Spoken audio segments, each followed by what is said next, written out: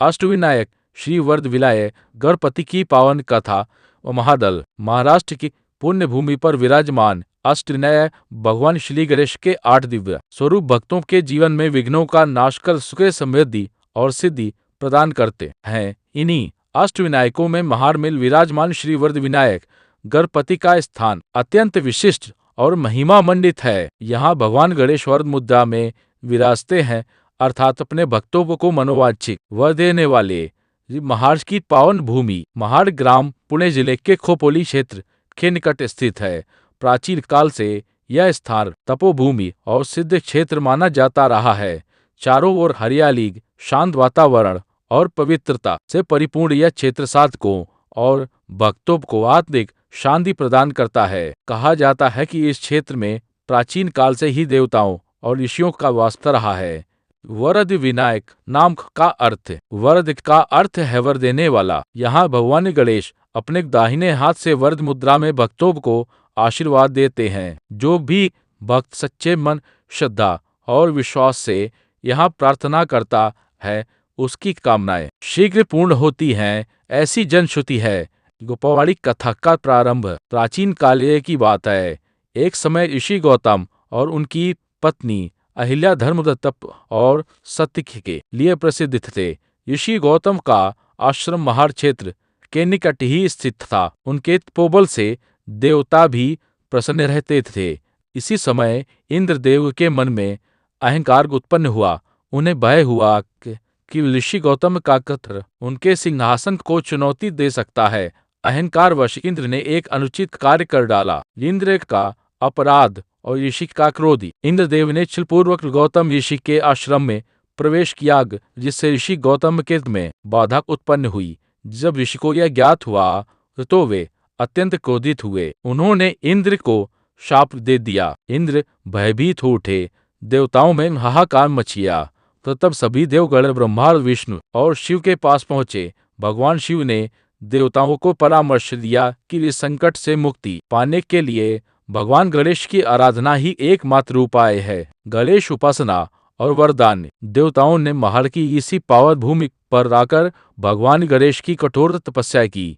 दीपक, धूप, पुष्प, मोदक और मंत्रों से गणपति की आराधना की गई। गणपति नुमा भक्तों की सच्ची श्रद्धा से प्रसन्न होकर भगवान गणेश प्रकट हुए। देवताओं ने विनम्रतापूर्वक अपनी भूल स्वीकार की और क्षमा याचना की।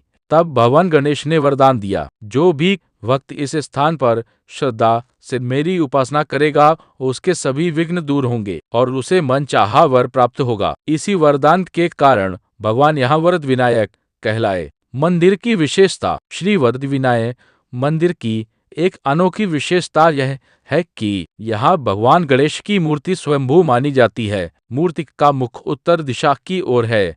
गर्भगृह में भगवान की मूर्ति खुली है, जिससे भक्त सीधे दर्शन कर सकते हैं। मंदिर में एक निरंतर जलता हुआ दीपक है, जिसे माना जाता है कि सदियों से जल रहा है। यह दीपक भक्तों की आस्था और गणपति की कृपा का प्रतीक है। भक्तों की श्रद्धा और चमत्कार। कहा जाता है कि जो भक्त यहाँ सच्चे मन से विवाह में बाधा, संतान सुख, धन समृद्धि, रोग निवारण, शिक्षा, कार्य में सफलता के लिए प्रार्थना करता है, उसकी मनोकामना अवश्य पूर्ण होती है। अनेक भक्तों ने अनुभव किया है कि यहाँ मन्नत मांगने पर जीवन की कठिन समस्याएं सरल हो जाती हैं।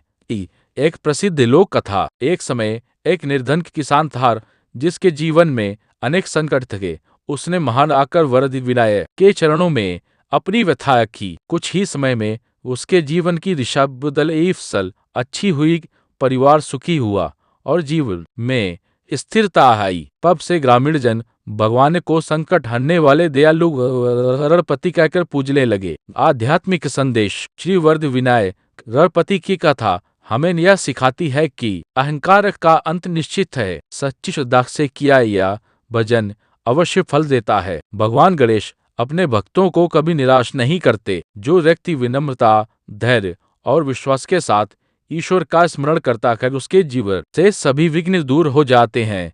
रूपसंहार महार के श्री वरद विनायक केवल एक देवता नहीं, बल्कि भक्तों के जीवन में आशा, विश्वास और समाधान का प्रतीक हैं। अष्टविनायक यात्रा में गृह स्थान भक्तों को विशेष शांति और संतोष प्रदान करता है।